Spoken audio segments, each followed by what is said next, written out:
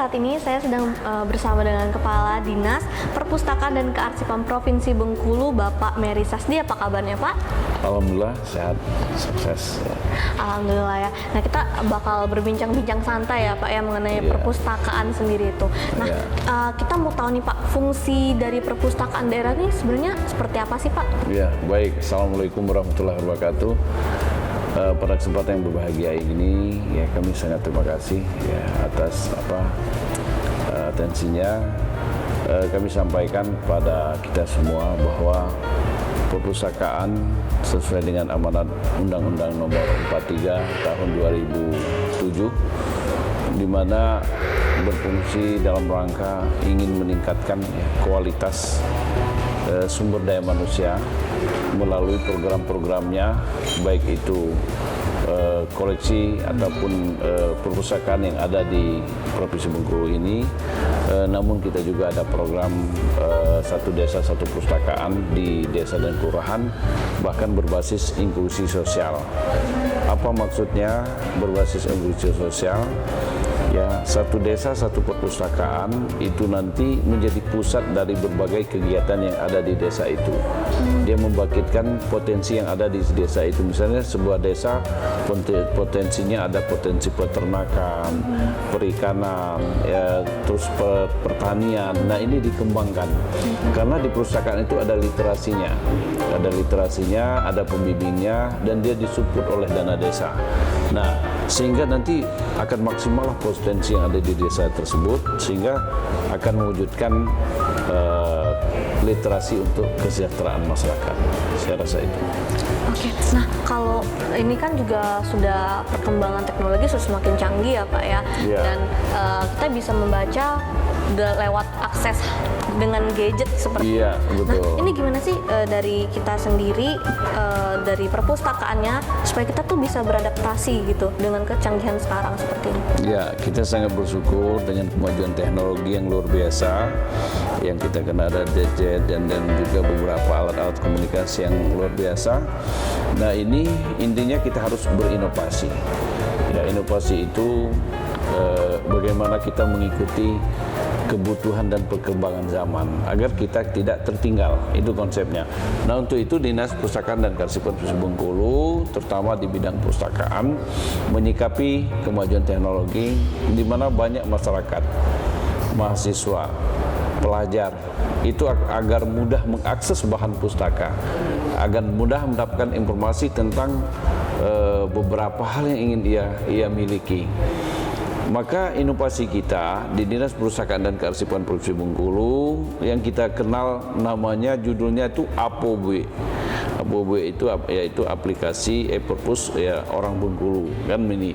Isinya adalah e-book, yaitu e-perpus tentang buku-buku elektronik yang memang ada sebuah aplikasi yang kita buat, dan ini saat ini kami sampaikan adalah sudah sedang mengikuti lomba inovasi daerah. Saat ini inovasi kita APOB judulnya itu masuk nominasi 5 besar. Ya, 5 besar yang akan berkompetensi tanggal 23 Juni nanti.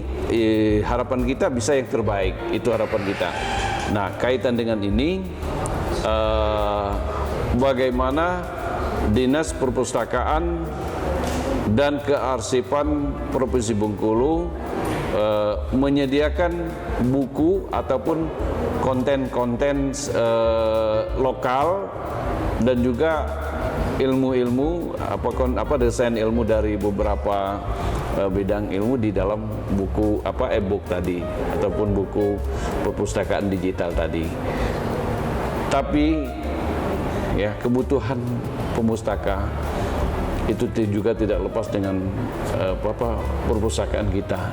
Buku-buku konvensional ini tetap ramai dikunjungi karena karakteristiknya kan beda. Ya, semuanya ada kelebihan, ada keuntungan masing-masing. Saya rasa itu. Nah, kalau seperti tadi Bapak bilang ada aplikasi seperti itu ya, dan masih juga banyak masyarakat yang berkunjung langsung ke perpustakaan. Nah, itu baiknya lebih baik membaca melalui internet atau langsung datang sih, Pak, sebenarnya? Tidak ada istilah lebih baik, lebih tidak baik. Semuanya itu sesuai dengan situasi pemustaka. Pemustaka itu orang yang ingin membutuhkan buku ataupun beberapa ilmu ke perpustakaan. Jadi nggak ada ini, sesuai dengan situasi. Ketika dia sibuk, repot, ya dia ingin literasi yang cepat, dia bisa akses apa tadi, buku elektronik ataupun e-perpus kita. Ketika dia ingin berkunjung langsung kepada buku fisik, ya dia bisa hadir ke sini, ke perpustakaan kita, dia bisa baca, sekedar merangkum, ataupun dia pinjam, ya pinjam buku, itu juga bisa. Jadi tergantung kebutuhan dari pemustaka itu sendiri.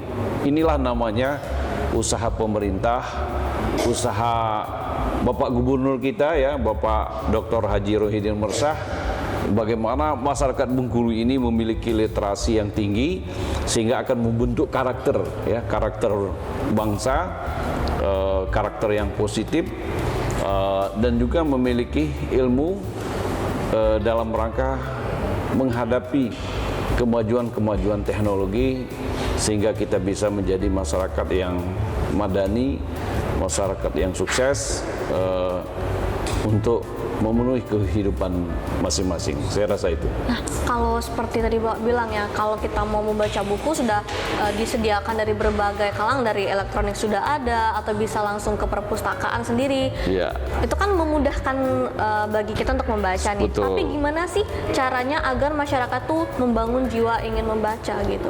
Ya, inilah harapan kita semua.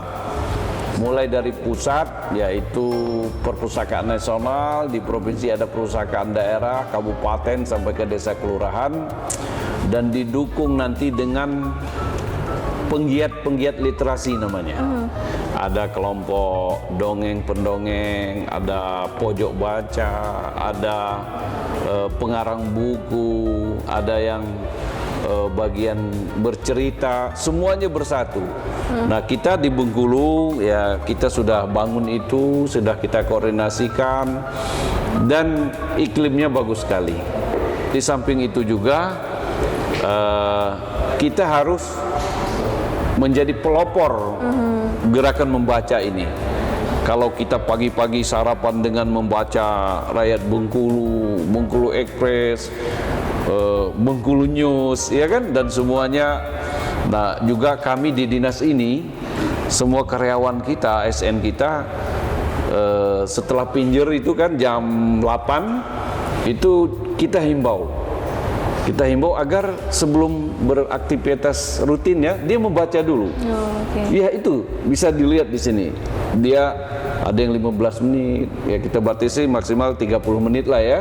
Nah, itu luar biasa mereka baca. Kemarin dia baca buku tentang bagaimana cara bertanam coklat, ya kan, apokat maksudnya kan. Dia baca hari ini baru dapat 10 lembar, besok lambung lagi. Jadi ibu-ibu saya lihat baca tentang menu masak, tentang cara kosmetik, apa itu, macam-macam itu kan. Nah, sesuai dengan kebutuhan. Nah, ini akhirnya mereka menjadi kebutuhan. Ya, kalau belum itu mereka belum melanjutkan pekerjaan. Nah, ini harapan kita. Masyarakat juga begitu harapan kita.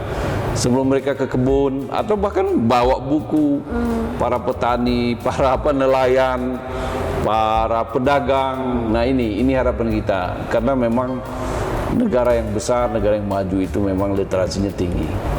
Nah, ini harapan kita, Indonesia khususnya Bengkulu, ya demikian gitu, lebih bagus. Oke, terima kasih Ya, ya, Bapak. baik. Nah, itu dia teman-teman habis berbincang-bincang dengan Bapak, bahwa kita tahu bahwa membaca itu sangat penting ya. Selain menambah untuk ilmu pengetahuan, juga kita bisa menambah wawasan lebih luas lagi. Seperti kata Bapak tadi, jendela dunia ya Pak ya. Nah, itu saja, sekian dari saya, terima kasih.